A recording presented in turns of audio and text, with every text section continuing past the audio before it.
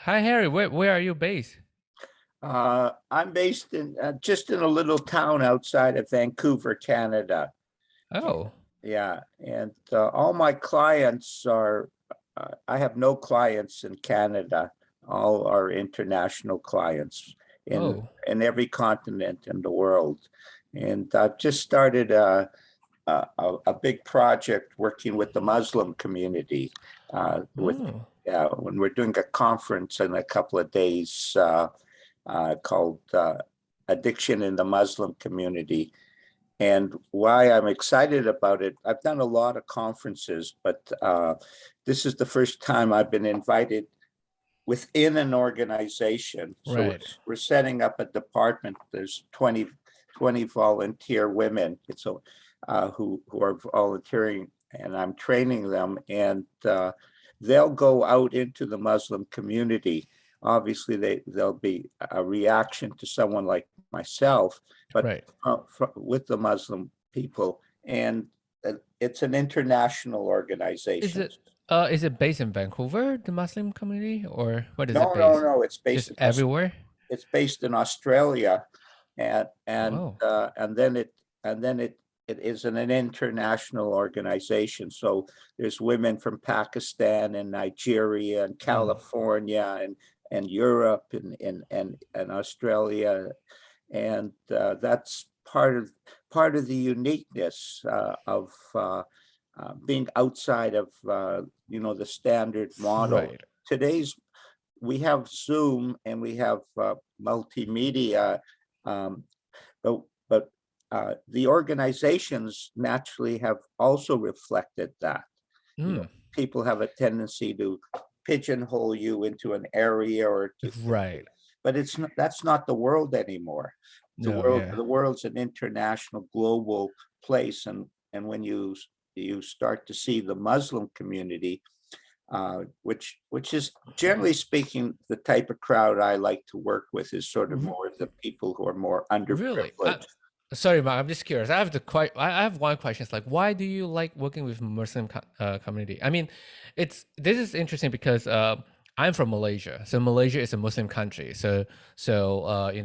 When you talk about the Muslim, I'm like, oh, this like every time I hear people woke up and pray, like every 5 a.m. they will pray in the Muslim mosque everywhere. So I'm just curious, why do you like working with Muslim community more than the other Well, religions? well, when you work from the perspectives that I do, I let the energy or God bring me the Mm, project. So I don't actually pick the areas. Again, that's a different concept. So um, uh, so have worked a lot with the indigenous people. I've worked I have a project in mental health, and I ran a very successful addiction, alcoholism, and three principles right. YouTube channel. We've have well over 100,000 downloads, and podcasts from it. We have in 2 years we have about 40,000. Uh, Wow, that's good. That's like yeah, 20,000 yeah, audience. That's huge. and so when the project when a project sort of ends, of course you look for Right. new energy, and and and so it I wasn't looking for the Muslim community or was attracted to them, except on one level. On a global level, I feel people are not getting along very well, and as you know, the Jewish and Yeah. the Muslim people are not getting along very well at all, and there's a Yeah. lot of prejudice in there. So from a symbolic perspective, myself being a 75-year-old Jewish person who's not much into that, but Mhm. and who has worked with more cultures than anybody you've met, uh, and a 27-year-old Moroccan from Casablanca get together to form what we call Tawhid, which stands for spiritual unity. Mm.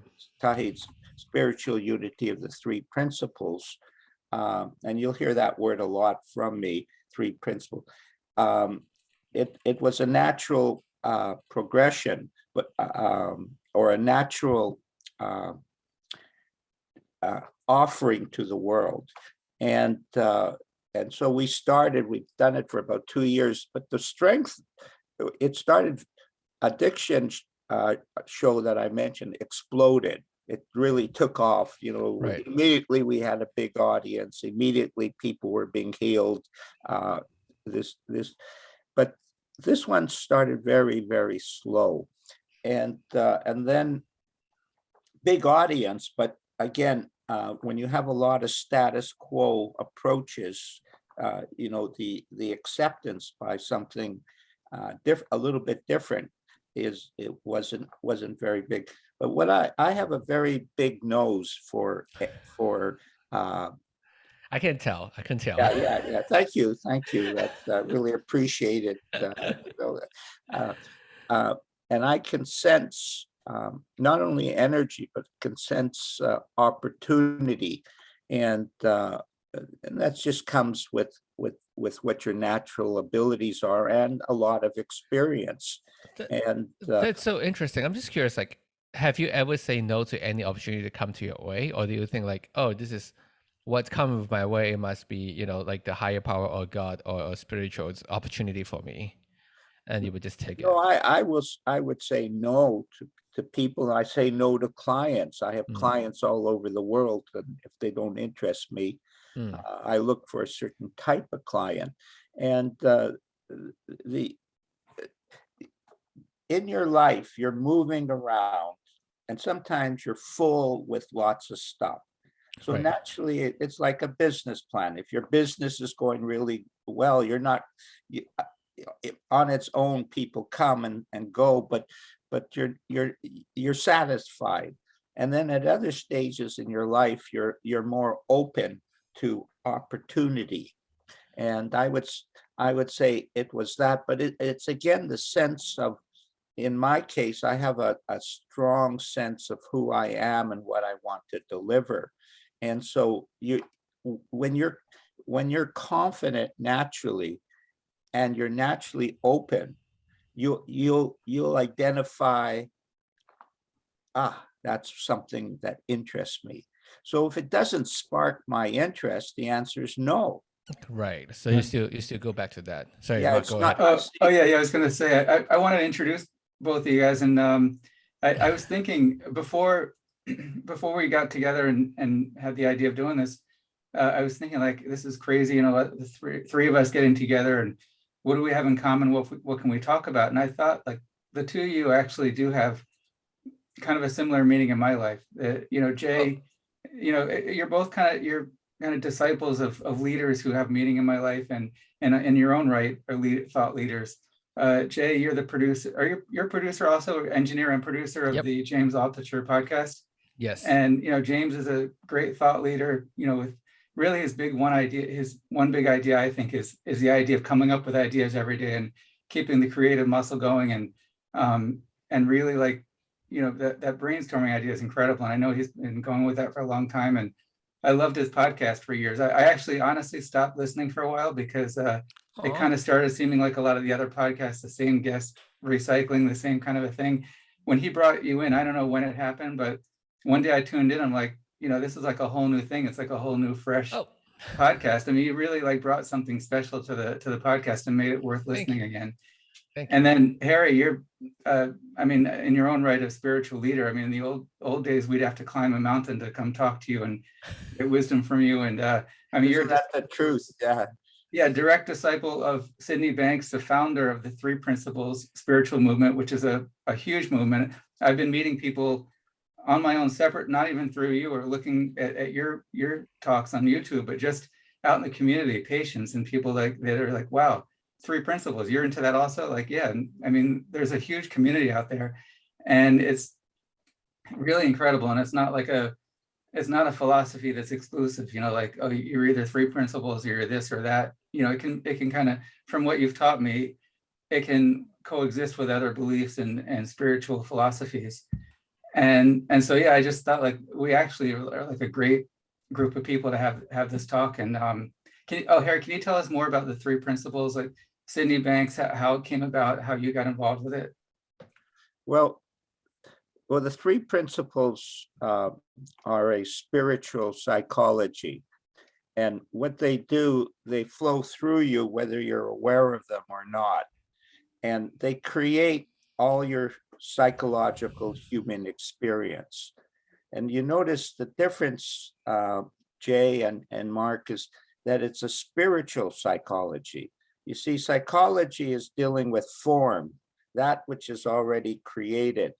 And because of that, they're lost. And so the world is trying to fix the form.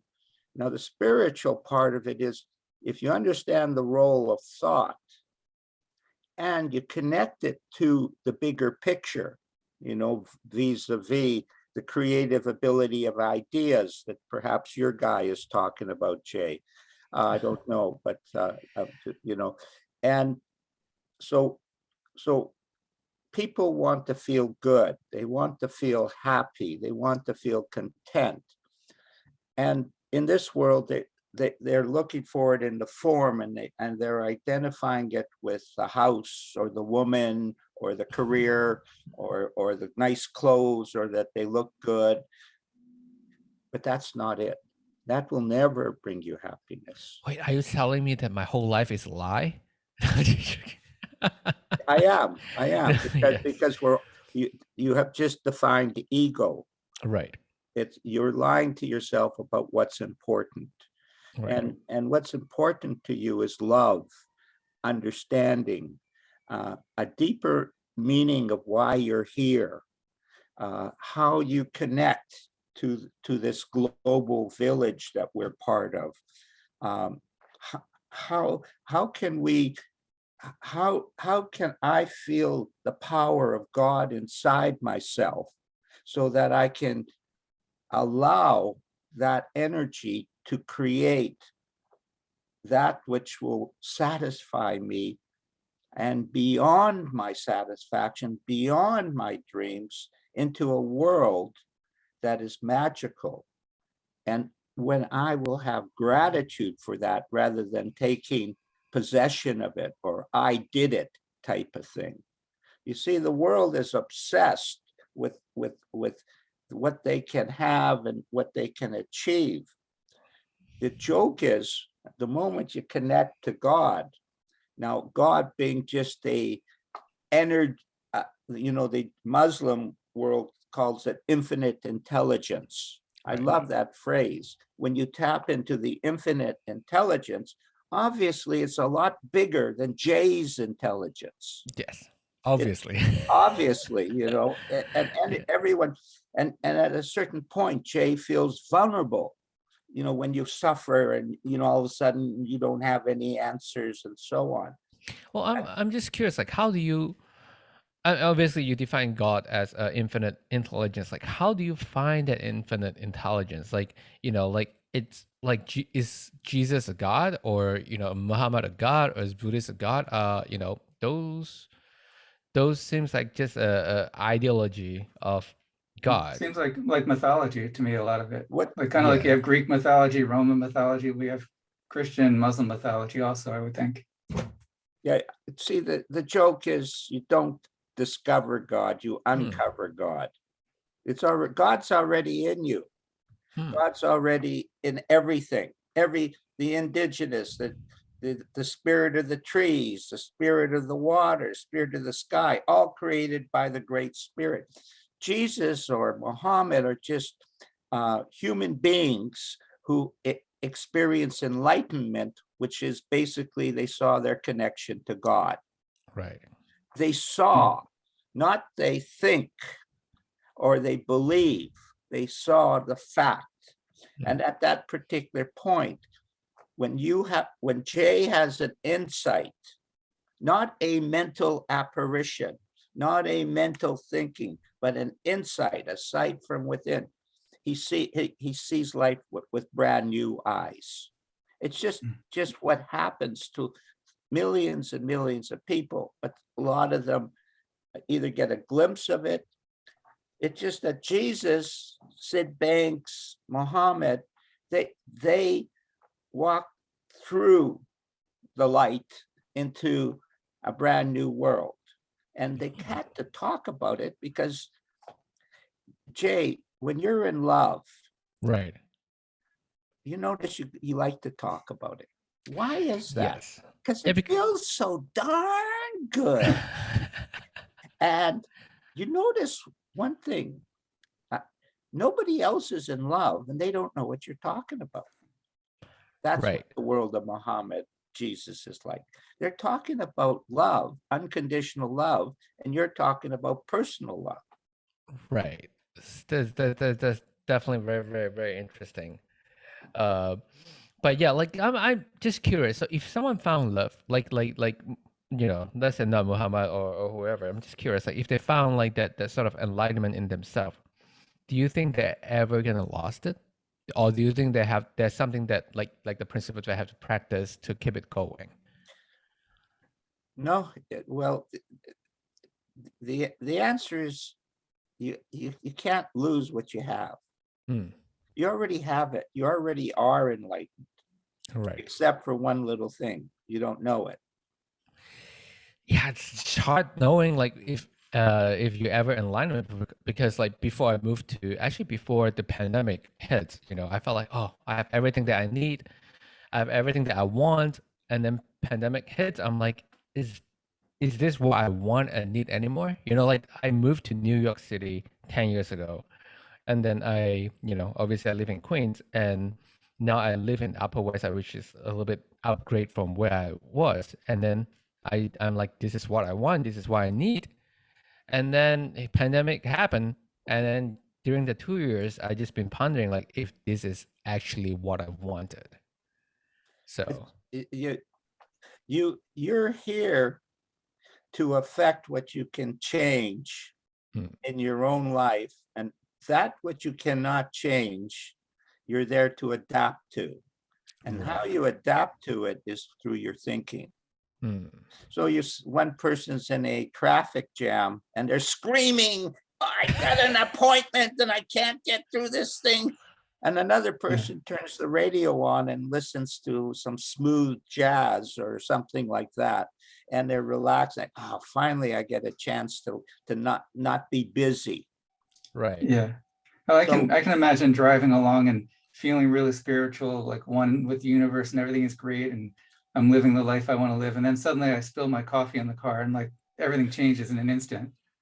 That's like, right. That's right. And you can either laugh at your stupidity or whatever you want to do, or you can get really uptight. But you notice being uptight about it doesn't help. In fact, it makes it worse. You spill your coffee, you go, oh shit, excuse the expression. And the next thing you know, you bump into a car where, right. That's a lot worse. Or you get, see, when you're in a rattled state of consciousness or rattled mood, you look at life differently, Jay, than when you're in a content state of mind or in a state of peace, or to use a business term, a state of clarity. And so in a state of clarity, life looks different to you than when your mood goes down. Now, when I say mood goes down, one of the principles is consciousness. And we're just talking that everybody lives in a level of consciousness that goes up and down every day. So you're schizophrenic, Jay.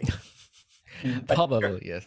Yeah. Jay, are you worried? Are you anxious about the move? Is it like a big thing moving from New York to Atlanta? It is because I've been living in New York. Like, to be honest, I didn't move a lot. So I moved from Florida to New York 10 years ago, and I just stay in New York for forever. So like New York's my home, and then I have to move to Atlanta. It's exciting and nervous at the same time in terms of like it's all new places, whole new places. I'm excited about it. Nervous as in like what happened after that. Obviously, I can adapt to it just like how I moved from Malaysia to US. I can adapt to it, but I felt like as I grow older, I might have lost the adaptability that I have that I used to have as do you have family here? Like, are you pretty much by yourself, or? I'm pretty much by myself. All my family is in Malaysia. Is working with James, is he kind of like family for you now? He is sort of my family now. Yeah, he is like my Yeah. family now. He always take care of me, and I have friends that's family here too, but they're a little bit Yeah. further away. But yeah, so I'm trying to get my mindset back to where I used to be when I moved from Malaysia to US. But it just, you know, after you experience such a long time here, or as I grow older, experience different thing, I might have lost that. I don't know. You Yeah. don't lose anything. What it is you've changed a bit. Mm, You, right. and uh, so you're you're caught in your thinking. Right. Overthinking. Is that That's right. I put out a talk called "All Problems Are Caused by Overthinking." right? Yeah. So the answer to is nope. All problems are solved by not overthinking. I'm just curious, like, how do you know if yourself is overthinking? Because I feel like overthinking and being cautious is just a fine line difference. You know, obviously you have to be cautious about anything, but overthinking, it's sort of take it the next level. I'm just curious, like, how do you find the fine line? Well, you, you every client that comes to me with only one problem. Hmm. They don't like their thinking and they want to know how to control it. Right. That's your question. Yes. You can't control it. Oh no. Just can't control it. I'm sorry to tell you. So you can't turn off your thoughts. You Right. can't. You'd be dead if you stop thinking. So Yes. you deepen your understanding of the role of thought. Hmm. See, thought is the most direct thing that you're aware of that affects your psychological makeup, which is your question. I'm uncomfortable. And how do I get comfortable? Type of thing in a situation that's I'm not used to. And the answer is really you just change thought. Right. Yeah, you've got to, you're in the past, thinking of it from your past behavioral patterns, and it doesn't work. So how do you know when you're overthinking? It doesn't work. Your life doesn't work. You're keep hitting your nose against the wall, Right. and it frustrates you. So you better have a drink or a joint or whatever that your modus, your thing is that you do. So you can feel it. See, your feelings are your guide. Hmm. If you feel uncomfortable, that's coming from your thinking, nothing from outside. You're still talking about these outside events are affecting me. Right. That's nonsense. So I have to change my thinking. You just have to understand that your thinking is negative, which is creating that uncomfortable feeling. Now, I know for a fact that Mark, Jay, and Harry do not like uncomfortable feelings. Yes. Yeah. Who likes uncomfortable feeling? Yeah, I just never know. and well, I'll talk to you about that too, because it's not as simple as what you just said, Hmm. because there's a deeper level to that. And that, of course, levels of consciousness and levels of understanding is the same thing. Right. There's certain things you don't understand, Jay. Yes. And if you understood them, you would be able to navigate as the commander of your ship in troubled waters. Right. Yeah, life has troubled waters. It leads to everything you want. Right. So it's actually not troubled waters. It's just waters that you think are troubled. Trouble. So that also, that sort of just, I don't know if I'm putting it right, obviously, but it's sort of like everything is subjective. That's just life, and then happy or unhappy or up and down. It's just the matter of subjective to different person or to your different point of view. No, Yeah, I put it right. that's total bullshit. No.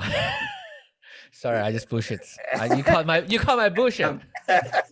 Yeah. When you were talking about like getting, living a life where you get everything you want in life, and I guess there's a difference of being happy with everything you have, or getting what you want. But how do you feel about, and I think in the Three Principles community that there's people who talk about the law of attraction, of being able to put something out there to the universe that I really want this mansion, I want this job, I want this car, or I want some peace of mind and some free time and people to leave me alone, or, there might be something, things you want, and you kind of put it out there hoping that the universe will provide it for you if you want it in just the right way.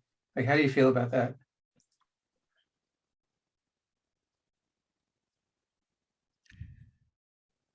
Oh, Who's the question? Oh, sorry, Harry, it was for you. Yeah. Oh, okay. First of all, that isn't the three principles, what you just said. And we Yeah. do, and the law of attraction is a lot shallower. Anything that you do thinking about wanting and desiring and so on is your mental desire to achieve things. The idea is you want to find, where's healing, Mark? It's not in the form, it's in the formless. It's before, to use Sid's words, time, space, and matter. We're talking about the world of formlessness. Using that as an example for you, Jay, the creativity comes from formlessness that I forget his name, what the guy you're working with. So everything comes from formlessness, and via the three principles creates form. Our job is to see our role in that. And the more we understand how these three principles work, it's like every tool you have in life. If you take a hammer and hammer it on the wrong side, and you go, I thought this hammer is supposed to hit this nail in real good. And someone comes along and says, why don't you turn the hammer around? And you go, oh, that works really well. How come I couldn't see that before? It's like that. You don't understand the role of thought. So you try to manipulate it and control it and attract things that you think you want. I hate what I want. I hate what I think, yet I love every thought I have because it's revealing to me all who I am, all who I am. That's what I want to know. Who am I? Who's Harry? I want to know that from a human and spiritual perspective. I'm not interested in, I can create $1 million right. stuff, because everybody who has $1 million is unhappy. Or they're greedy. They're greedy. Right. Let's use a real word. They're greedy. So they let the greed control their life, and then they teach that to their kids, and then they wonder why their kids aren't happy, or why their kids overthink, type of thing, or why they're anxious, type of thing. I had a client come to me. She paid me a fortune for anxiety. I thought it was going to be 5 minutes. I couldn't believe she wanted 10 sessions, but she wanted to, and she wanted to pay a lot of money. And I'm not really into how much money I can make, Jay, because I'm 75 years old. I'm interested in helping people. Right. Yeah. Which is great. Different. It's not, I understand you need money. Your career is important to you. It is important. Right. It's important to Mark, but it's not important to me. Right. And I felt like everyone has the number. Right. Yeah. So like you don't need that much money. You don't need that much numbers to live a meaningful life. And your number is mainly want to help people, which is great. It's interesting. Jay, James, who you work with, James wrote a blog post about billionaires. It was like really interesting about how he had met a bunch of different billionaires over his career. And he was putting together like what the common things they have, what they have in common. And it was all stuff about they're afraid of losing their money. They're greedy. They're mean. It's just, definitely probably not a good thing for most people to suddenly have $1 billion. Especially if you're too young. It's a plague in the States that so many 20-year-olds are millionaires. They're not ready for it. They're indulging in stupidest thoughts in the universe, and they're out of balance like crazy because the money allows them to do whatever they want. The only thing is they don't know what they want. So they do all these stupid things. And you see them and you go, this guy's so immature. Yeah. This guy has no idea about what life is about. He thinks, well, I have the money and everybody respects me because I have the money and I can do whatever I want and I create crap. Right. I also felt like I don't know if this is true. It's certainly not true for everyone. I also felt like you wouldn't learn the lessons if you haven't lost anything. So if you're such a young millionaire or billionaire at like 20 something years old, you hasn't exactly lost anything important in your life to appreciate what you have or the amount of money. But here comes that's true. The key ingredient, if you want to keep growing as a human being, is you must have gratitude for what life has given you, no matter what it is. So I teach people to see their beauty. Everybody else is teaching them to fix their problems. I teach people to see their own beauty, their own genius, their own unlimited potential. That's what people want to do. They don't want to have a lot of money and be stifled. So what happens, like suppose like I'm walking around throughout the day happy and I'm appreciating my thoughts and loving my thoughts. And now a thought pops up like 30 years ago, I said something really stupid to someone. Well, that's guaranteed to happen. That's 100% guaranteed to happen. Don't ask me where the thoughts come from. I can't answer that. They just pop up all over because that's your past patterns, and it's stored in the brain. So people look right now into brain stuff, all bullshit. It's the brain operates as a biological computer. You're looking for a spiritual answer. You're looking for a real answer. The world is full of nonsense and making it look like an answer type of thing. The brain is it's a biological computer. It stores, it has memory. And it's the best computer that the world has ever seen and will ever see. It's better than artificial intelligence. Oh yeah. And it stores all this stuff, and it shoots stuff, and it shoots stuff to your body, and you deal with addiction, and it shoots. And if you stop what it shoots, guess what happens? But here's the joke.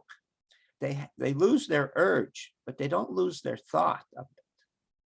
And as long as they don't lose their thought of it, they will always be attracted to it.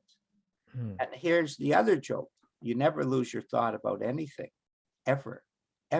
Every thought you have is stored, but you just have free will to think what you want. And at a certain point, your level of consciousness has risen. Your understanding of how thought works has risen, and you choose not to activate the thought. So there's no problem having the thought, but no one is forcing you to act on it, Mark. Yeah, that makes sense. No one is, it's not a willpower thing. See, we have been trained to think willpower is the great gift. It's the stupidest gift in the world. It's ego. You cannot stop thinking, but you can let it pass. There's a story, this bear is upstream and it's poop. It's eating a lot of berries and overeating, typical human reaction. But anyway, overeating and it poops. And there's a guy fishing down the stream and he plucks the thing out and he looks at it and he examines it and spends a lot of time with it, judging, analyzing, evaluating it. And then he says, oh my God, it's poop. And he throws it back in the water. And then this bear had really eaten a lot. So the poop is coming down the stream and he snares it up and he looks at it and examines it and says, ooh, this is poop, and throws it in the water. But about the fourth or fifth time, he just lets the poop go on by. That's your answer. Let it go on by. Oh, like stop grabbing it and examining it and obsessing over it. Yeah. That's what the world does. Let's examine it. Let's analyze it. Every problem, and what's the cause of it? The cause of it is overthinking. Right. I'm just Would you? curious. Oh, sorry. Okay. Go ahead, Mark. Yeah, go ahead. I was. Would you say, Harry? Is there any truth to like to say spiritually or with our connection to the universe? Would it be inaccurate to say that we're like, say, like finger puppets on one giant big hand with billions of fingers? Yes and no. We are. Rumi was a really wise Muslim poet. We are not a drop in the ocean. We are an ocean in the drop. You must feel this ocean in you for it to be real. It's real, but you don't feel it. So you are a single drop. In other words, you are part of the whole ocean, yet just a drop. Right. But you have the power of the ocean in you. That's the part the world doesn't want to. That's why they go to religion, is because they can't grasp the paradox. So you can't see that mentally, Mark. You have people coming to you all meant. You have to have an insight. You have to, that where your little mind goes quiet for a second and truth pops in. You see, Jay, answer to your question, yeah, on a personal level, we live a subjective reality of personal truths. Right. Absolute fact. Everybody knows that. But there is another reality, the real reality of where the ocean is there and we're connected to it.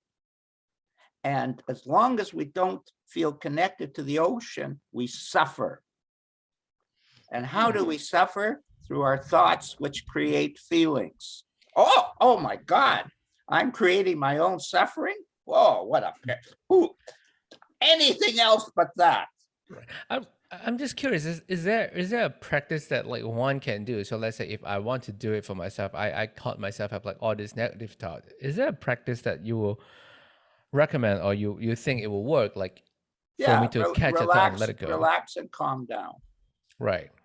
Yeah. Slow down. Well, I mean, like I do that, but sometimes like I get so worked up, like I have to get into like I love gaming. I play games, as Mark knows. Like I will, and it relaxes you, doesn't it? Yeah, but it does. But like and also at the same time, I'm like, oh man, I'm wasting so much of my time just playing games because I have to, I have to relax myself. So I don't know if that's good for me or that's bad for me, because playing a lot of games also wastes a lot of time rather than be productive. You're not interested in being productive. You're interested in being happy and content. Right. The answer to your question is it probably does both.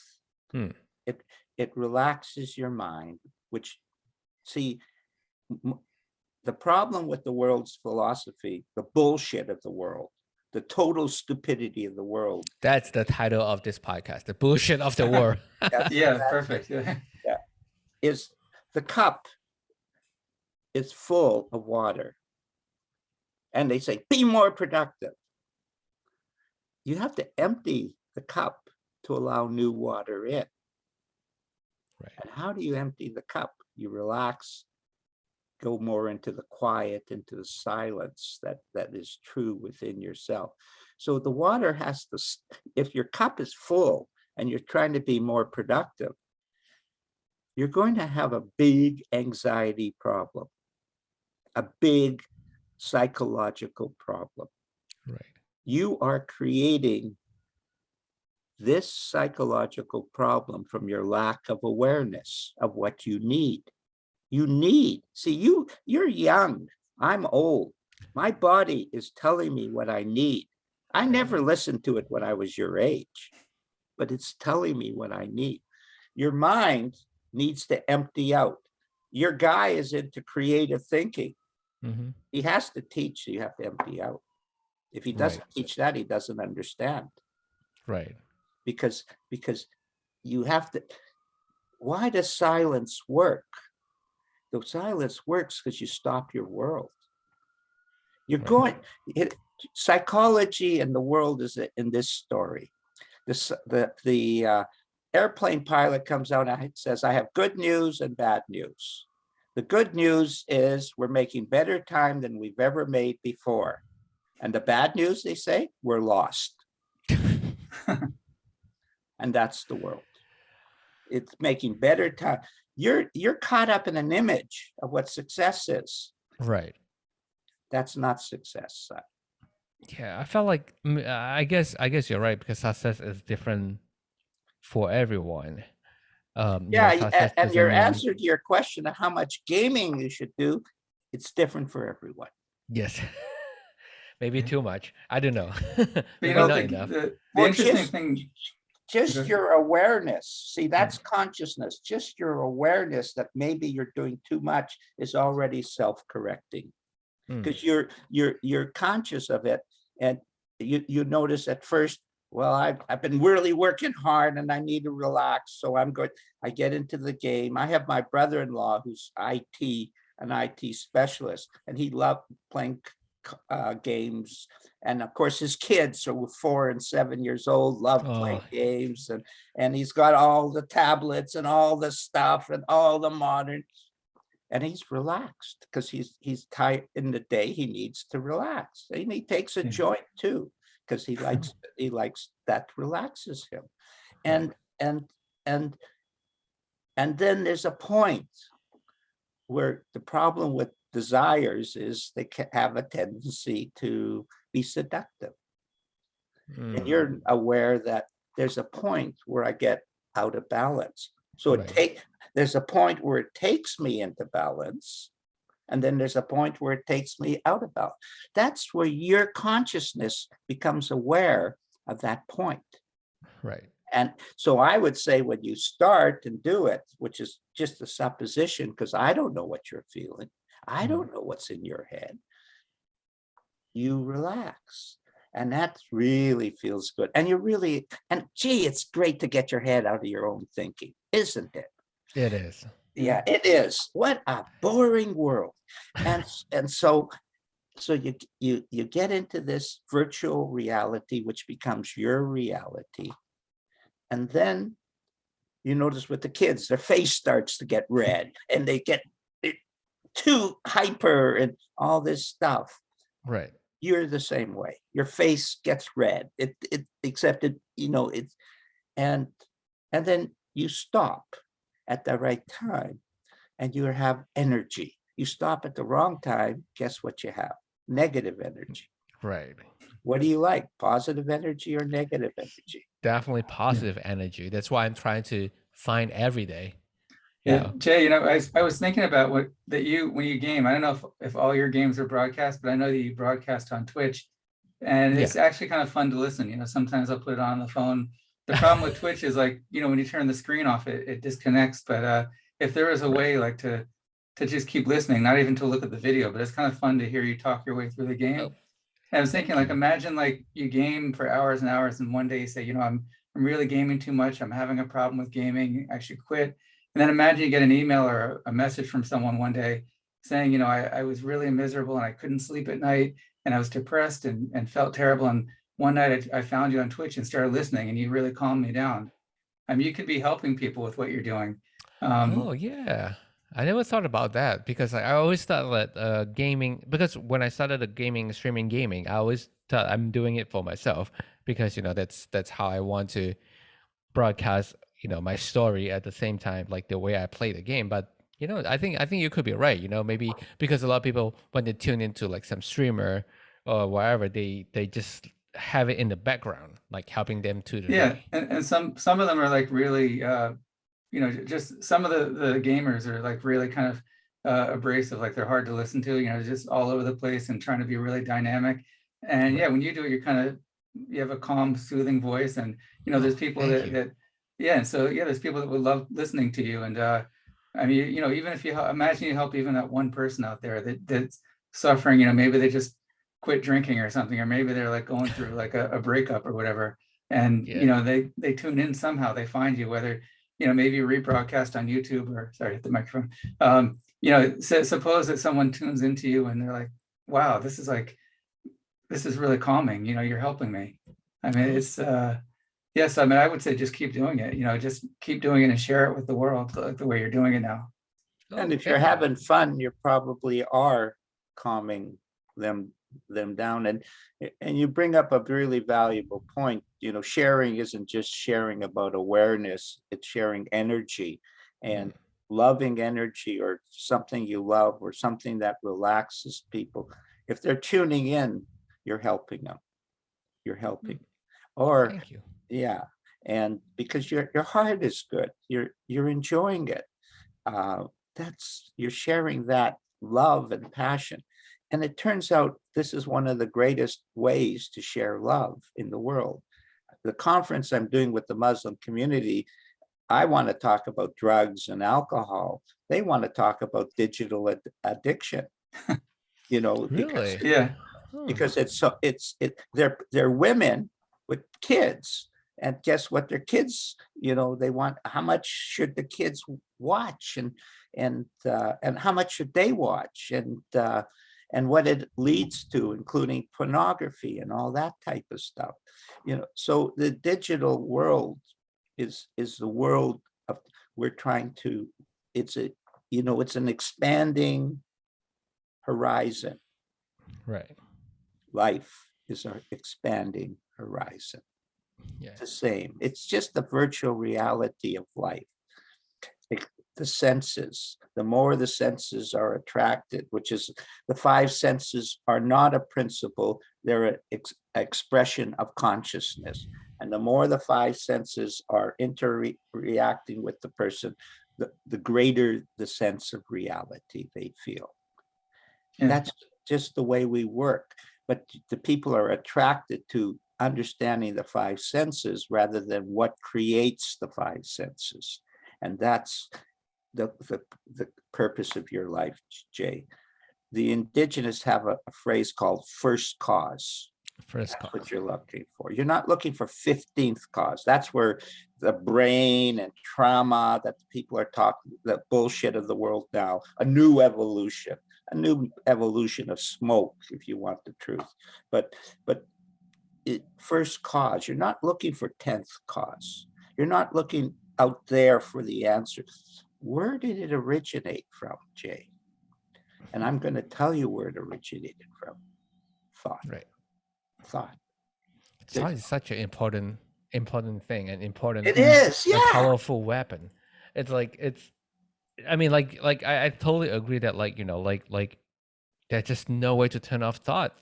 There's no, whether it's good or bad, there's no way to turn off thoughts. You just have to practice and filter out, like the bullshit of the thought, and only And get don't better. do it with a negative feeling.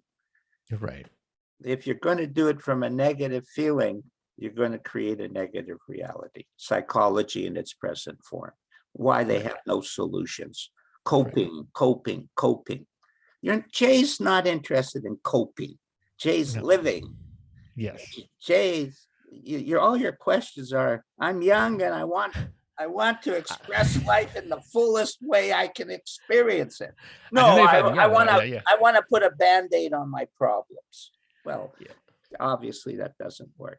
Well, I definitely have to live in the present more. I felt like I live in the past way too often. Don't we all? Yes. Yeah. Welcome to the club of human beings. Well, I'm just curious. So, like how everyone said, like, oh, you have to move on from the past. Like for me, I felt like the past is there for a reason. The past is there to teach us something that we have learned that we can apply to the future. So I'm not sure if you agree with that phrase. My way of thinking of the past rather than move on from the past. Right. You actually said the answer to everything is living in the now. Right. There is no past and no future. The only thing that you do is, with thought, you bring the past into the present. It's like, that machine in the circus where it goes down and picks a prize and picks it up or drops it, and you get it. That's what you do with the past. Your mood goes down, the crane goes past, bummed out. Example, support. this is the reason I feel bad. Right. No, it wasn't the reason you feel bad. The reason was you Moved too far. into the present.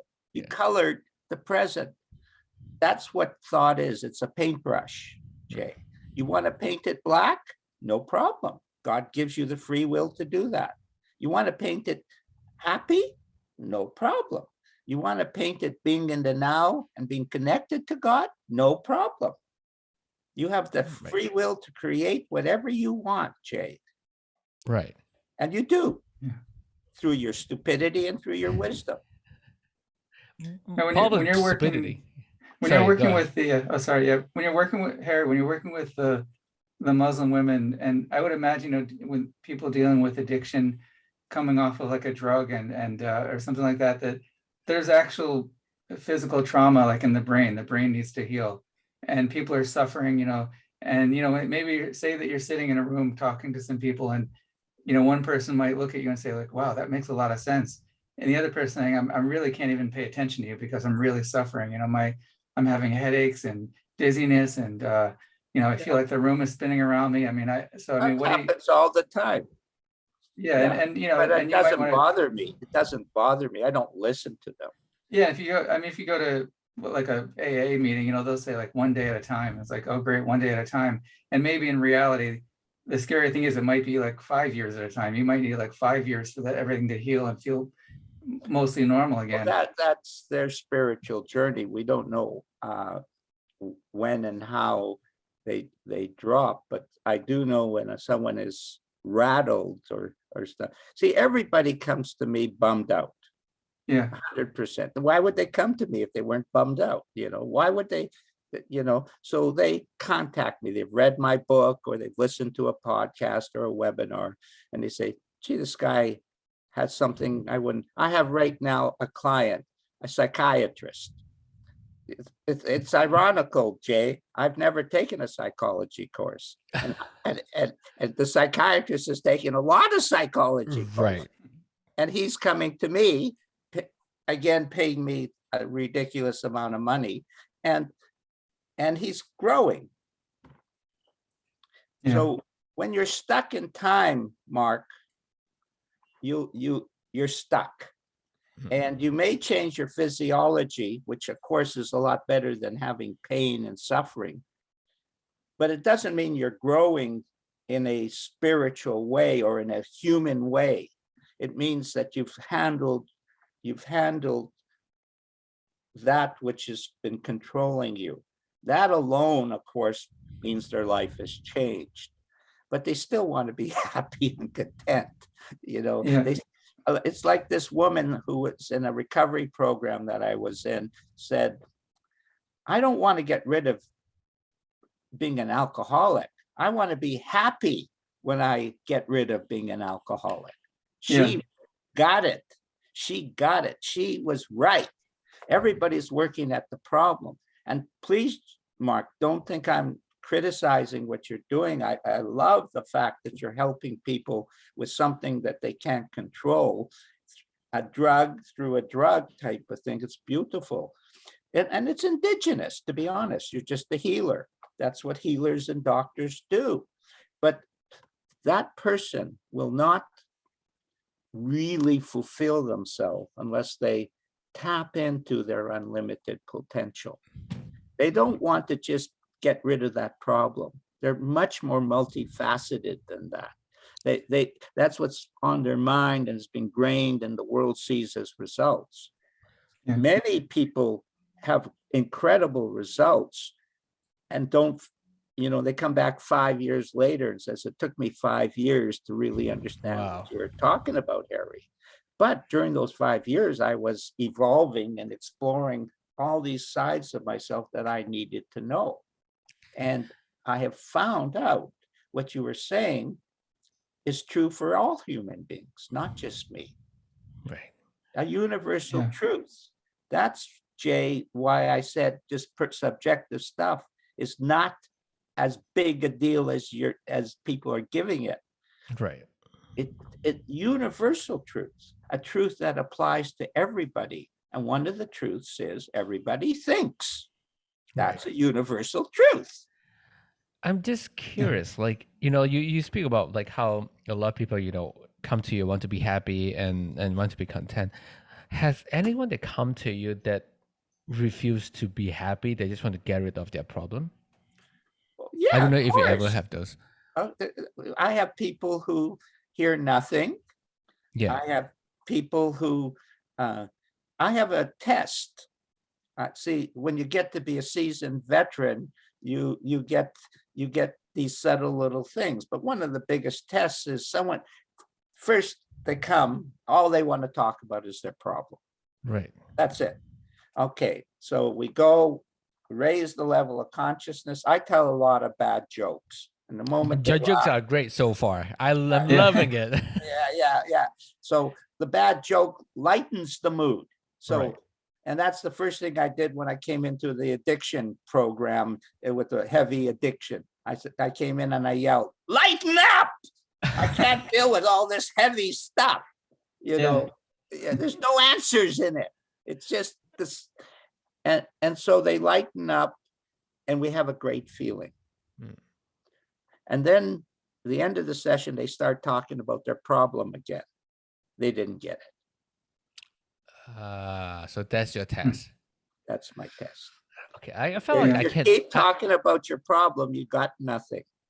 I wonder if I can replicate that in my thought. Like I just like if I call it in my thought, I'm like, make a bad jokes.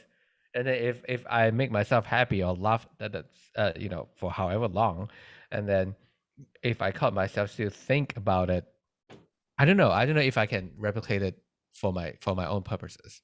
I'm just Well, curious. you don't need to replicate a bad joke. You just have to replicate that during the day you have good feelings and bad feelings. Right. Which ones do you like better? It's good feeling. Of Okay. course. So Yeah. just pay attention to what creates good feelings for you, Right. and That's keep away from the ones that create bad feelings. yeah. Right. Yeah. Yeah. That's great. I'm gonna start doing that more. Yeah, but you can't do it mentally. See, that's the joke. Yeah. And let me answer the question of why they lose it. I've done a lot of indigenous work, and I'm known as a man of the spirit in that world. It's unusual for a white guy to do it. And I carry unusual medicines in that world. Sort of like what Mark has type of stuff, but not so physical. I deal more with the mental world.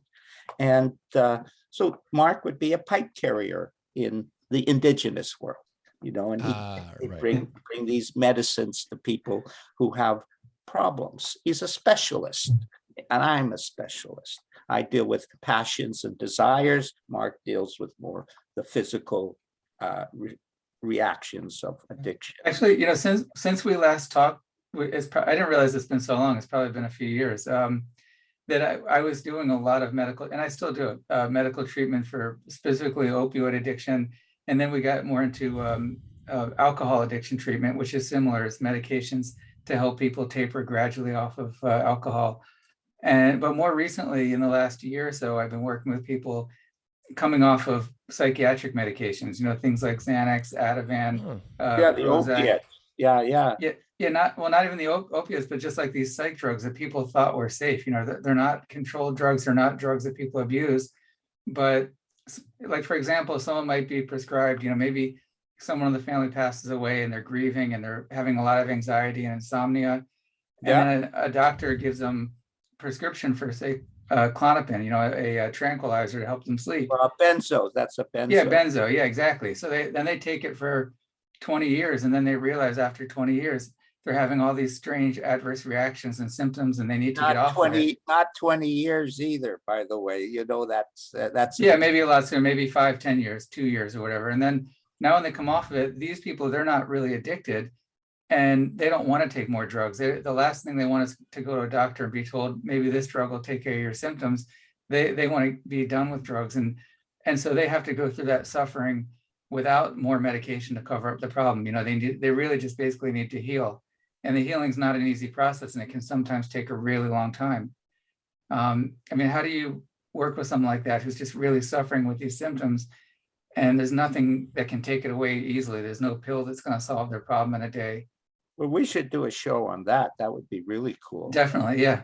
That would be real. I mean it. That would be really, for me too, by the way. See, last time, Jay, when I talked to Mark, which is years ago, I learned about MAT, or medically aided treatment, that I didn't know about. So it's always, there's, in this big question, there's always areas to explore. All I can tell you is my experience with a client. She came to me, since she was in her 40s, and she was on opiates and which I could, and drugs since she was 13, and she was on this benzos that Mark just described for 3 years, and you're supposed to be on them for about 3 weeks maximum. Oh, Yeah. wow. And so she came to me. She heard me talk on a show, which is generally speaking where my clients come from, and or my book.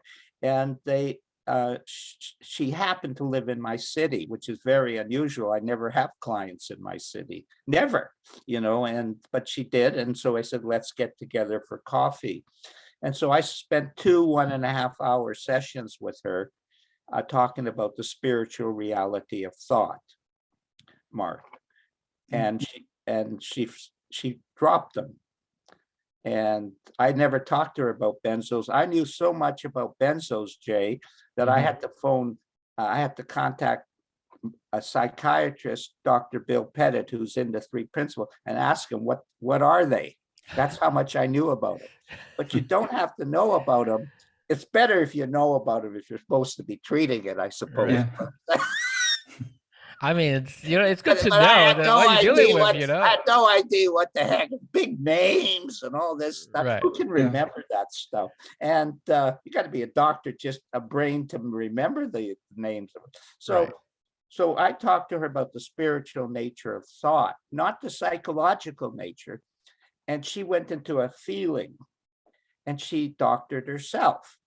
And then she went, 2 weeks later, she went to the psychiatrist, excuse me, and she had an appointment, and he says, well, how are you doing? Because anxiety, that's the big word out there, Jay, right now. Oh, anxiety, big boogie man. I think, oh, it's like, give me a break. Yeah. But anyway, that's the world. It's a big deal. Anxiety, pain, Right. those types of things are really big out there right now. And don't make me, I'm not laughing in the sense that I don't like pain and all that. But so she goes to the psychiatrist, and he says, well, how are you doing? And this relates to the story what Mark's talking about. She says, well, I'm off them. He says, well, that's impossible. Nobody gets off these. And so you have the psychological attraction to the addiction. You have the psychological pointing by the doctor that this is what you need. So Right. Again, you're believing that thought, a type of thing. And then you have this feeling of relief from your anxiety, which is thought related. And then she tried to teach him what she had experienced. I said, don't do that. They won't listen to that. They won't listen to that. They won't listen to truth. They Right. have a belief system that they are, man's level of consciousness is so low in this area. They're into behaviorism. They're into the effect. And I'm into what caused before. Where did it originate from? Do you want to listen to a master, or do you want to listen to a student who's 6 generations past the master? Which one is more effective? Of course, master. Yeah. Yeah. Why? Right. Because he's speaking, because he's the originator of the. Yeah. So you want to go he's to the the OG. origin of what Right. created the anxiety, and and so she dropped it. Now here's the ironic thing, Mark, just to support some of the problems you have. So then I phone her up a month later and say, well, how are you doing? She says, well, now that I'm talking to you, Harry, I'm feeling a lot better. And I go, oh shit, she didn't get it. She sees it came from me and not herself. Mm. And then she tells me when she came, she was working as a a waiter's assistant in a little diner and got fired. And now she's working in the school system as a teacher's aide and stuff. And everybody's telling her how calm she is. And she says, I can't figure out why they're telling me this. I'm not a calm person. See, she changed and she didn't see it. Yeah. Wow. That's the way it is a lot of the time. The indigenous would come to me and tell me the story of this bad spirit. And I'd say, no, no, no. That's, you went inside and experienced a spiritual reality. And they go, oh, it was a good thing. And they changed their mind. They just, if you believe bullshit that you're telling yourself, misinformation, if you're giving yourself misinformation, where is it coming from, Jay? Where is it coming from, Mark? From your thought. That's right. All back to the thought. From the origin. Yes. Yeah. I mean, there's also people are surrounded by a lot of, you know, what everyone calls now gaslighting. You know, people around you feeding you misinformation or making you feel bad about stuff. And, you know, like you said, the person goes to the doctor and the doctor says you need more medication. Nobody ever gets off of this stuff. And then when a person is suffering, you know, they're healing. They say maybe the healing process might take weeks, months, or even years. And they have their family around them saying, why aren't you better yet? Why aren't you having more energy and getting up and running around and shopping and talking? And they're also saying you got to take your drugs. Yeah, exactly. Yeah. So you have to take your medication or else you're going. And it's just not the answer. Medicating the world is not the answer.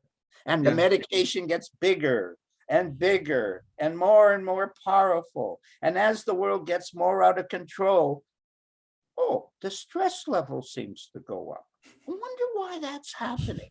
Why are people suffering from anxiety now? Why are they anxious?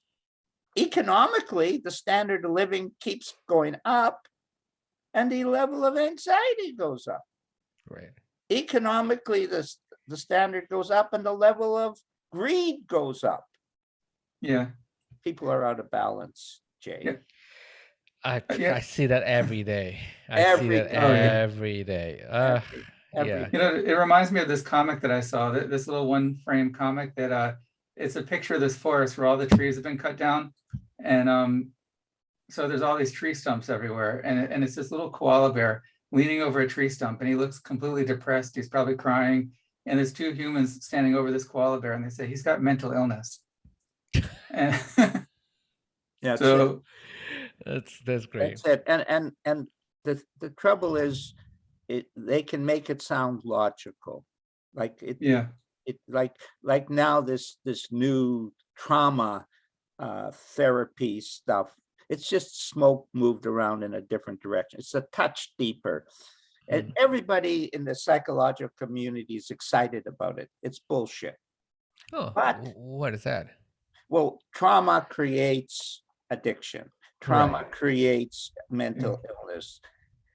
What creates trauma, Jay? Thought. There you go. It's all thought. You just jumped ahead of the whole psychological. Oh, wow. Yeah. I'm smart now. Yeah, you got you. I was going to say something else. So you're like way ahead of me here. I'm sorry. But that's it. It's good to have a virgin mind, not being exposed to it. You can see you don't get caught up in the trappings, the definitions, the past teachings. Because I don't know anything. Well, guess what? How I feel. I have a group called the Mental Health Transformation. In this group, I have created more miracles than any psychiatrist in the world. No one will listen. No one will listen. Nobody cares. They want entertainment. We go on these podcasts, like, look at the fruit. Don't listen to me. They don't care. They see it as entertainment. They see it as information. I think, well, results. I thought you wanted results. No, they don't want results. They want a good story. They want a good story. I think that's it. They just want a good story. I'm just curious. This is totally out of scope. Totally not, maybe not relevant. Sorry, Mark. I just have to ask. Harry, have you thought about creating a comic strip on all these Comics. issues? I feel like it would be great. Well, I like like you have like this sense of humor. I felt like I can combine it with like a visual on like how like on a lot of websites they might have like a four comic strip or whatever that people can read. It could help people and it's easier to access and it's easier to understand too. I'm just curious if you ever thought about doing that. no. Never did. Yeah, because I'm definitely if you create it, I would definitely read it because it's so entertaining and it's so educational too. It's Well, not just you see that what is obvious in today's world is there's a lot of different ways to communicate. Yeah. And you have hit on one of the best educational formats in the world. Is if it captures the person's interest and it's light, they're going to learn or absorb the message a lot easier than if it's talking about the three principles and thought. And after a while people go, oh yeah, well, I think I'll go and play golf or whatever. Well, because Oh, yeah. that's essentially how I learned my science is back then when I was really young. My mom would always rent this like VHS with all the cartoon that Well, that who's going to explain draw the science. cartoons? I'm sure you can find someone. Maybe Mark can draw. Maybe Mark's a good Oh no, that's my artist. You daughter. never know. My No, my I daughter think, I does all think that. we're out of our skill realm. The answer, like it's actually a brilliant idea, and it would be, but my message is I'm sharing like with this new project with 20 Right. women, training 20 women in this area, and they'll take it out. Maybe we'll use comics to attract Muslim comics to attract Right. people, but that stuff has to like, I like the idea, but it's Yeah. not in my realm of where I want to do now. And the other thing, to answer your question, one question you asked is, I'm very selective. Like I have lots of opportunity, Right. but I'm actually cutting the summer down where I'm just keying in on that project and working with this psychiatrist and pretty much like having a summer of tennis and swimming and Yeah. because I understand, I've seen people get old by being burnt out, and I'm 75 and I'm still playing a high level of tennis and stuff. Oh wow. Yeah. So with young people and stuff like that. So I don't want to lose that.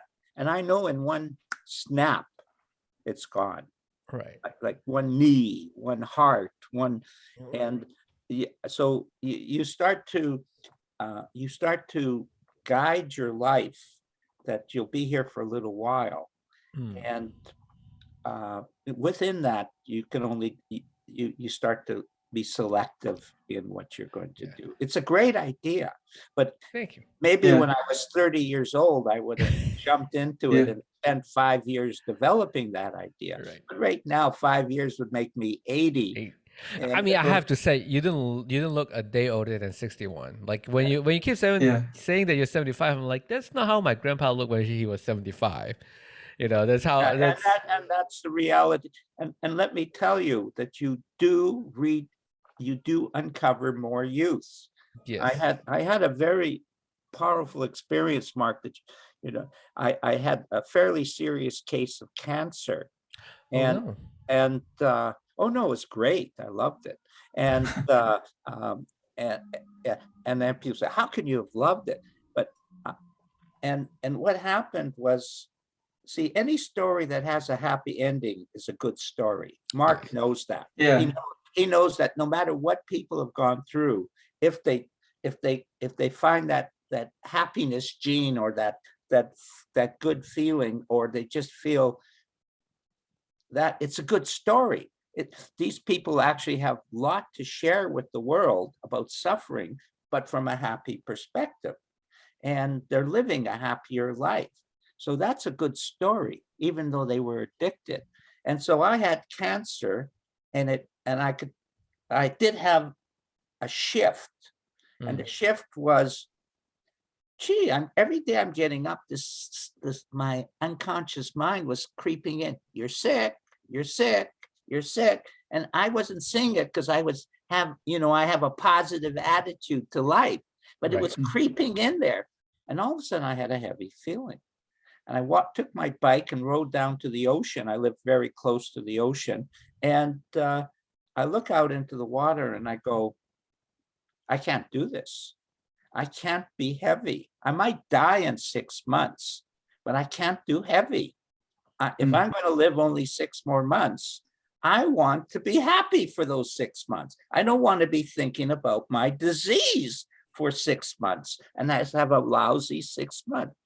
And so in that moment, I changed my mind. Inside out, not outside in, Jay, inside out. I changed my mind. And in that moment, I got happy. And then I had the most productive, fantastic, and the treatment worked. But here's the joke. Here's the joke, Mark. This is for you. So now it's a year later, and I'm in Mexico holidaying, because, with COVID and stuff, everything got kind of closed in. Yeah. And I needed a break from my good fun I'm having. And so I'm in Mexico, and no tourists. I hate tourists. So only Mexican. Get it worse. People. And worse yet are Canadian drinkers, which are 99% of them. And really? And so there's a beautiful body of the ocean where only Mexicans go, and it's calm. And I'm swimming in it, and I buy a boogie board. This is for you, Mark. I'm telling you this story because I didn't know this. And I'm on the boogie board the first day, and 3-4 minutes, I'm pooped out. Kicking with the board. The third day, I'm in the water, and I'm in there for a half an hour.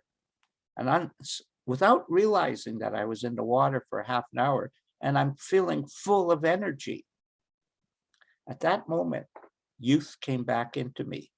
And after that, the amount of energy, physical energy I've had, it took a year, Mark, for the cancer or the addiction to clear out of the body. See, and I didn't know that. I never thought I could reclaim youth. See, my body was severely injured with the cancer. It was more, you couldn't see it. The cancer was gone, but the body had all of, and all of a sudden I had all this energy. And I came back and I'm playing tennis. Well, my tennis is way up. What's the problem with being old? You have to move. Yeah. And if you don't move, the stroke is quite a bit handicapped. Yes. And the momentum and the motion in a youth versus an old fart is one stiff as a board, and the other one is, and always and and the young person is just. Oh man, I already started doing that noise already. Oh, wow. Every time I get out of the chair, I'm like, oh no, you gotta get up more. I had to get up more. Yeah, I need to stop playing this. So that was a surprise to me, Mark, that recovery, like the recovery was going on for a whole year. I wasn't aware of that. That's what's happening you're helping people, and the big benefit will be after a year. Yeah. Because they're now not releasing all that negative thought energy, and they're releasing that positive, more better attitude energy, and it creates through the brain a biochemical result that takes a little while to seep through. And I mean, if you've been addicted for 20 years, you can rest assured that the body is messed up. Right. Yeah. You see the indigenous people who have dropped drinking, a lot of them have, but when they hit 50, 55, their body is just toast. Right. Yeah. Because they lived on the street. They ate crap. and they were drunk all the time, and then they dropped it. So they have the greatest addiction of alcohol and also the greatest recovery rate. Of course, they have spirituality too, Yeah. Right. not just white man spirituality, Jay, real What's spirituality. what's the white man spirituality? That's religion. Oh, Difference right, between right. spirituality and religion. Religion is something you need that helps you to support you when you can't think for yourself. Right. Yeah, it's like maybe too much structure and the spirituality is gone. Like we had talked about before, like AA, Alcoholics Anonymous, started as a spiritual organization, and then over the years, they have their, what do they call it, the traditions and the rules and structure. Steps, steps, and then over time, eventually you get to the point where people start fighting over, you're not doing the traditions right, you're not doing the steps right, you're not following the rules, and gets into all this administrative fighting back and forth. And suddenly you realize the spirituality just doesn't seem to be there the same. And then when you talk about the three principles, it just, it's kind of like, I don't know if you'd say it's like formless, and it just kind of fits in with wherever a person's at. And I mean, just the idea of telling a person who just came off of an addiction, maybe there's nothing wrong with you, maybe you're just fine the way you are. And I mean, that's just incredible. I mean, that's such a spiritual connection beyond telling someone you got to work the steps, you got to follow the rules here, work the steps or die. I mean, that's not like a nice thing to hear when you're hoping that to make a connection and find so it's a whole different thing. And what if you're a creative person like you are, Jay, and you don't like following steps? I really don't like following steps. Yeah. So what are you going to do when you're exposed to a system that says you have to do the steps? I usually bend them. You I what? bend them. Yeah. Well, I don't break them. I bend them. okay, So, however fit me. they would say then you're not following the steps. But Right. the answer is, when you're creative, you fall through the cracks, Jay. Yes. True. Yeah. That's just the way it is. And when you're so creative, intuitive, all these types of feelings are suppressed by society. So all the most creative people, are there. And all my message is, Van Gogh, in my mind, was the greatest painter ever in the world. To me, he's the greatest painter ever. Yet he pulled off his ear in frustration. All I'm teaching you is you can be Van Gogh, the genius, without pulling off your ear. Right. Yeah. That's all. Why are you pulling off your ear when you don't? Yeah, Jay, it seems like the projects that you and James are involved in are things of all about creativity. It seems like that's like your main audience. I feel like you guys are speaking to the creative people of the world. Like you said, the people that fall through the cracks. The people that like, how can a creative person find success in the world and navigate the world? And your website, that Note PD, where you can list ideas every day, brainstorming. That's like a great practice. And I mean, that's a way to feel good about yourself. You just created something that didn't exist. And now you're like, look, I just made this list of ideas, and tomorrow I'm going to do another one. And it's just, you feel good about it, that you made something in the world that just was never there before. Yeah, I mean, like, I didn't create it. James and Paolo created it. I'm just mainly there to spread the word. But yeah, I have seen people on the website just create lists every day, and then that seems happy. And we also have a community that actually like responded to the list, notepd.com, and I have people reach out to me and they're like, this actually changed the way I work now, like, because they keep exercising the creativity muscle. And then once they finish the list, they feel good about themselves. I think that's where, Harry's talks about like just the feeling positivity and the feeling good about Once you yourself. release creativity, you're going to have a positive feeling. Creativity is a positive feeling. Yeah. I mean, I experience myself too. Like every time I finish writing this a list, I'm like, this is great. This is probably the best, best time of my life, at that moment. Of course it will pass, and then the next day come around, I write the list again, and then I'm like, this is the best thing that haven't ever happened to me in my life. Oh yeah, I imagine like with your gaming, like that that's something you could turn into a whole nother thing of, maybe talk about life lessons. What are you learning from the game you're playing, and almost become like a game philosopher of, and then that, when you do that, that could turn into a YouTube, to an audio, to a podcast of you Right. just playing the game and talking about the game and what are you getting out of the game and thinking about. Right. I mean, you're right. I think when I first started the channel, that's actually my main things. Like I want to teach people how to like learn, people learn from books, people learn from TV show or whatever, but people can learn from games as well. Well, Yeah. they do. They obviously do, but Yeah. they're not. But generally speaking, when you tie in the philosophy with it, that's the deeper thinking Right. about it. What creates a good feeling in gaming, and when do I play the game better than when I don't play it so well?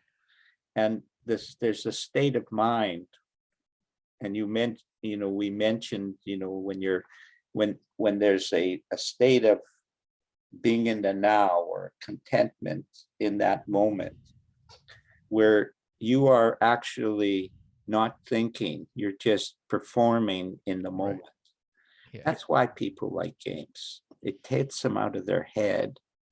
That's the It does. psychological part, but there's a creative part as well. See, everyone talks about, I got out of my head. That's not it. It took me into this space. Right. That's what it's about. That's what you want to talk about. It took me into this space. And when I'm in that space, if I am not only out of my head, I am surfing on the highest wave of life. Right. I am surfing. My son is a surfer.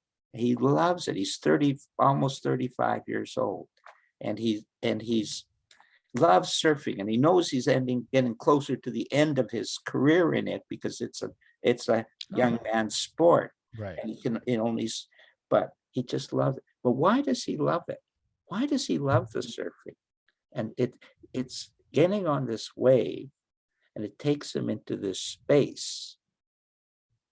Why do people go up to Whistler, which is where I live, and they go up once and they snowboard, and they're up there for a year working in restaurants and stuff, just so they can have that feeling. Right. You carry that feeling inside yourself, Jay. It's because it's real. You can access that feeling, not only in games. That was what Saturday Night Fever was about. John Travolta had this amazing feeling on the dance floor, the best feeling in the world. And he met this girl, and he said to her, I want to be with you. She says, you're just a shithole who just dances. I want a man who can, do something for me. And he says, no, I want that feeling on the dance floor all the time. That's what I want. That's why I'm asking to be with you. That's what it's about. The gaming is an example of what takes people out of their head, Right. into the spiritual reality of being one with God. Right.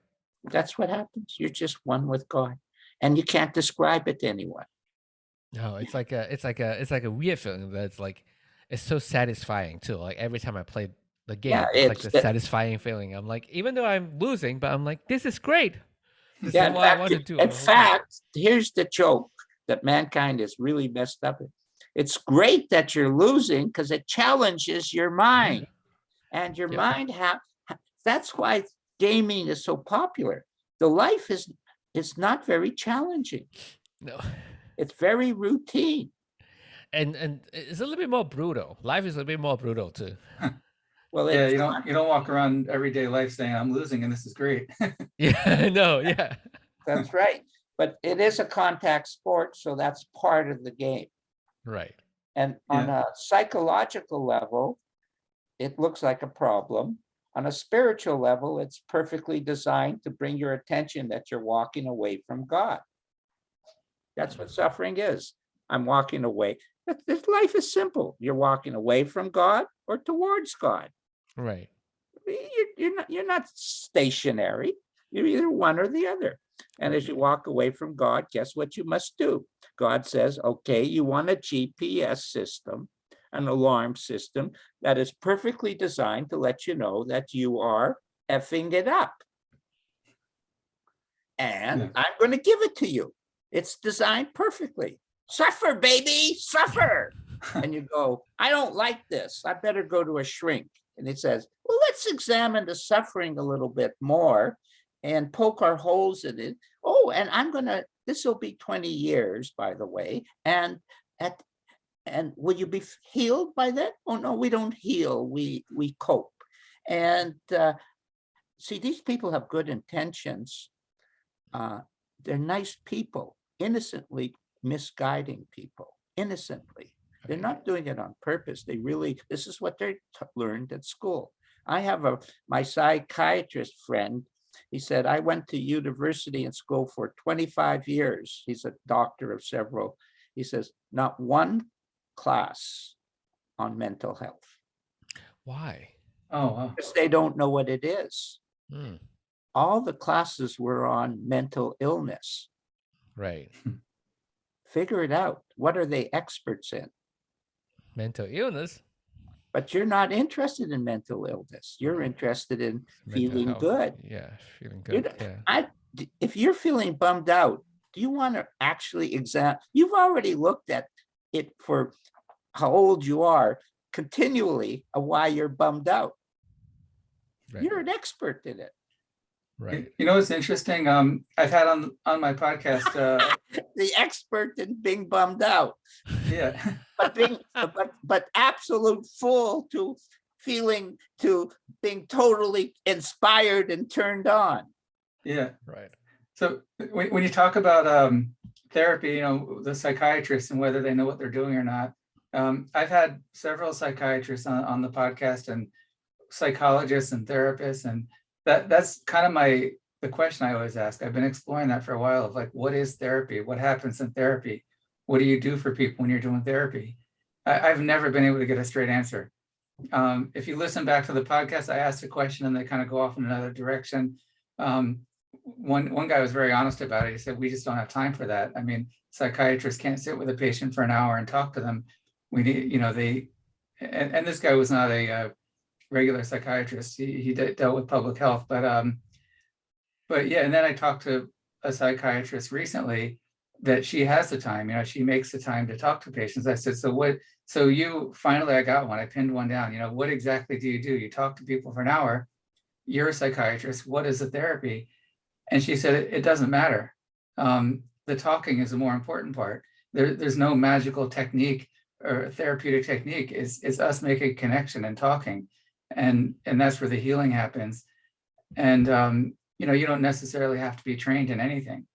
Although of course it helps, it helps to understand, this is what you're dealing with. But yeah, it was interesting to finally hear that, it's not cognitive behavioral, it's not CBT or all these other 3-letter therapies or even psychoanalysis like Freudian therapy, but it's just two people talking.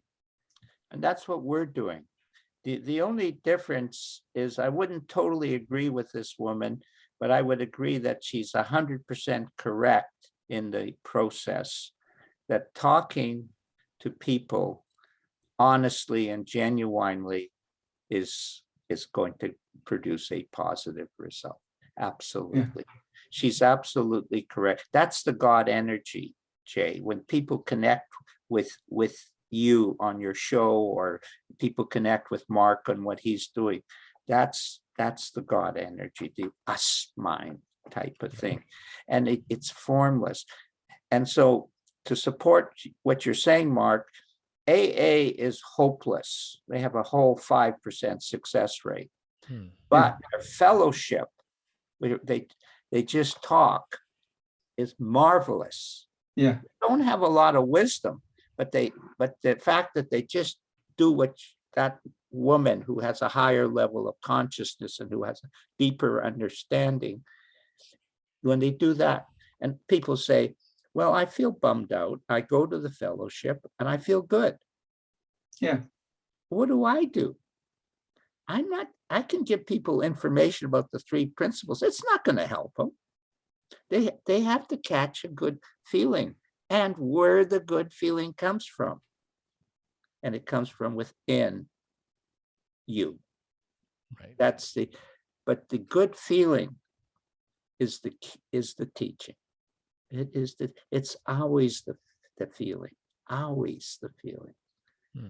And if it feels good and it's not hurting anyone, keep doing it. Yeah. How simple do you need it to be? It feels good and keep doing it.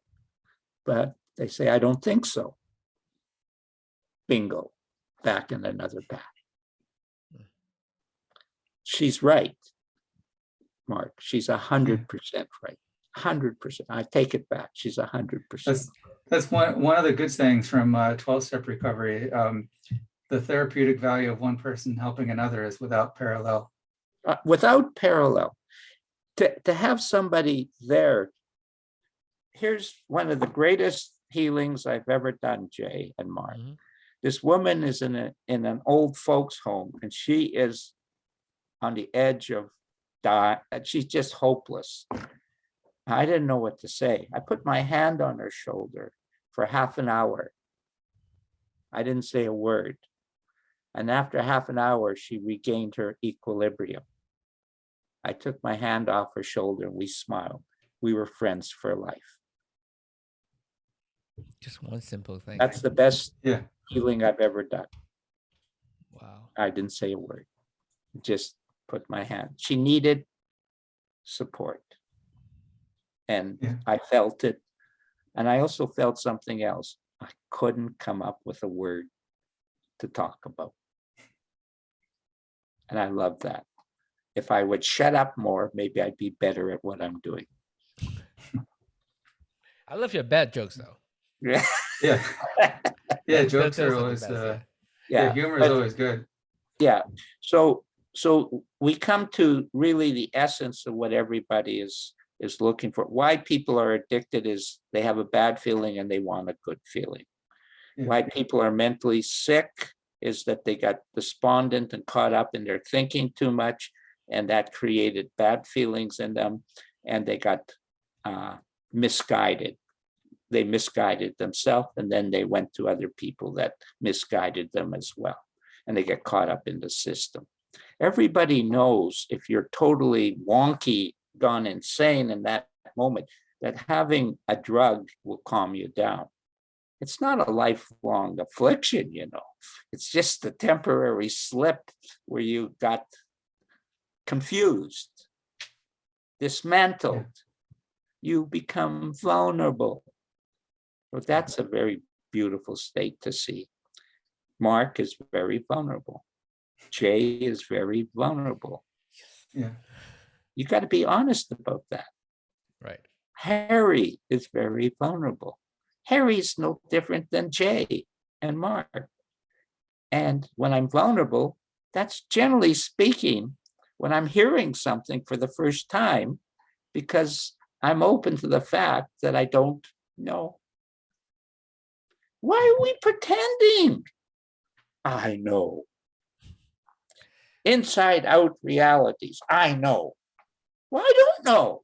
I know it's true, but I don't know everything about inside out realities.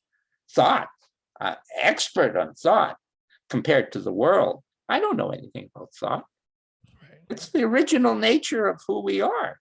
Oh, it's the creative force that creates everything in our universe. Oh, I don't know anything about that. I just know it's there. Right. Yeah. It works a certain way. You put in shit, you get shit. Good thought. Good thought. Yeah, no bullshit thought. No bear shit thought. Yeah. Like bullshit doesn't work on a bear shit. And you get a good feeling and you share the good feeling. Yeah. Guess what you get? Yeah, sharing the good feeling, it's definitely the best thing ever. Like And is because it, you share it. and isn't that, Jay, what you're doing on your show? Yes, I'm trying to. You I'm no, trying no, to you're do not better. trying. Don't bullshit yourself. All right, I'm doing it on my show. Yeah, because I'm trying to be humble, you know. Yeah, No, I'm well, just just kidding. stop trying to be humble and be Yeah. honest. Yeah, yeah. Yeah. Everybody says, I'm happy, but I go, Yes. can you erase the but? You But then know, how do you poop yeah. then? Well, I'm just sure. how do you poop? Yeah. You poop. What's the Yeah. sound of one hand clapping? The sound of one hand What? clapping, it's, Yeah. how do you poop? Right. We poop. Yeah. Well, when you We, see poop going by, you don't grab it. yeah, Don't, that's Didn't it. examine it, didn't analyze yeah. it. Just let it go. Just let it go and let it be. So what happens when you get a good feeling? What do you do? Nothing. I usually tend to share it. I've Oh, at least like that's a usually tend to gold. share That's it. a gold mine. No, That thank you. if you are a natural sharer of good feelings, you will grow unlimitedly in Okay. your life. No, You'll always have a spark of happiness. You'll always have a positive attitude. You'll always see yourself connected to other people. You'll have compassion. America okay. has lost its compassion. It's it's Yeah. it's lost, Yeah. and Yeah. it's losing its power so quickly in the world. It's incredible. And they Yeah. and what's surprising is they want to lose their power. I guess they're tired of being on top, because they're really working hard to They're give it working. all away. Yeah. And and with compassion, you care. It's important that other people are suffering. But what's more important is the people around you are suffering. And if you can help those people bit by bit with digital, of course, Jay and I have one common thing. Our life would be quite a bit more boring and singular without the digital format that the world is in. It's Yes. amazing that Yeah. that a local yokel like Jay from Malaysia and a dumbass old fart like Harry can have such an impact. And I'm not doing it, Jay. These people coming, I, I get a phone Yeah. call. This doctor from New Jersey who has a 66-bed emergency ward for addiction and read both my books, and he phones me up, and I go, oh. And we develop a relationship. Right. Doesn't Oh, make any wow. sense. We've never met. I I did this program addiction, alcoholism, and three principles that is so successful, and we ran for 3.5 years. I never met the guy Oh physically. wow.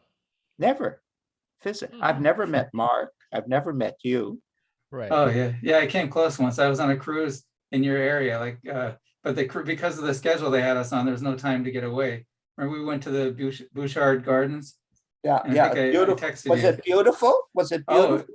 oh, it was incredible. Yeah, it was unbelievably beautiful. Yeah, yeah.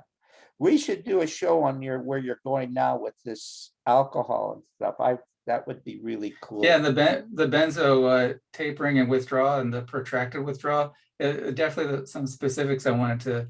Maybe Yeah, we should do another talk about that. yeah, because we'll learn from each other type of. You see, Mark, I have a problem. I know a lot more than most people. I don't know anything. It's a conundrum. I know who Yeah. I am, Mark and Yeah. Jay. I know who I am. I can pretend, people can, but it's this thing we're talking about life here. That's a big, it's a contact sport, but it's a Okay. sport of mystery and magic. And And there's no manual come with it. yeah, no manual. And yet there Yeah. is a manual. The Yeah. manual is the three principles. That you have to Yeah. discover. You uncover it Yeah, because they uncover it. flow through you. Just think of it this way. You know everything you need to know about thought because you understand about creativity. You've been studying with your gentleman about creativity for years now. That's your journey. You are an expert in creativity Thank you. Yeah. to the level of what the world understands. Right. You're in the same boat as I am. I know more about creativity than most people, and yet I don't know anything about it. You're in the same boat. Yes.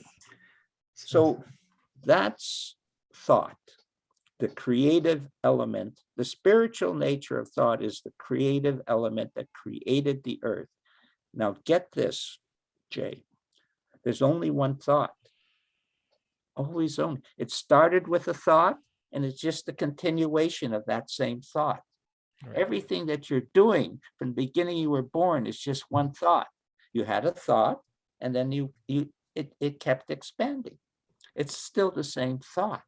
It's all original thought, creativity. It's all creativity. The world was created. Jay was created. With just one thought. One thought. And when Jay was created, the world cried and said, "You'll never be the same again." And that's Thank you. and that's the truth. You have changed the world. The whole Thank you. world is affected. And how do we change the world? Every time Jay and Mark share a beautiful feeling, which is why they're doing their shows, by the way, they have changed the world. That's quantum physics. Right. Quantum physics is there's one element and another element a million miles away. When that element changes, this element changes. That's quantum physics. Right. Every time you share a positive feeling, you're raising the vibration of the world. Every time you share a negative feeling, well, That happens too. That's like the string theory. you've got a responsibility, Jay. Yes. I'm trying to. I'm doing it. I'm changing my thought right now on the spot. I'm doing it. That's it. Anyway, guys, so I actually have to wrap it up now because I think so. We've been Thank you. I mean, this is great conversations. I mean, I came on without knowing anything. Mark, it's kind enough to have me on because I don't know anything. But I have learned a lot in this conversation. Thank you, Harry. Well, all of us. Now, here's the final thought. I did a lot of the talking, but they were listening. It was all coming from us. Right. Without the listener, like if you have a listener who interrupts everything and does this and doesn't want to soar, you don't soar. You can't soar. But just be aware, it's not the person that's talking, it's the space that's created. And when that space is there, there are solutions to every problem because you're going inside to the truth that Mark's wisdom and Jay's wisdom is inspiring Harry's wisdom. Harry needs Jay. Harry needs Mark. And yet, if he doesn't know where his happiness comes from, he'll worship Jay and Mark or worship that feeling when that feeling comes from inside out. From inside myself. Right. And when you are wiser, you start to guide other people towards that. And the reason you do it is because you start to learn more about love. Love is the answer. It's always been the answer, and it always will be the answer. Another word for love is God. That's all. That's all. Yeah. Thank you. Yeah, thank you guys for joining me.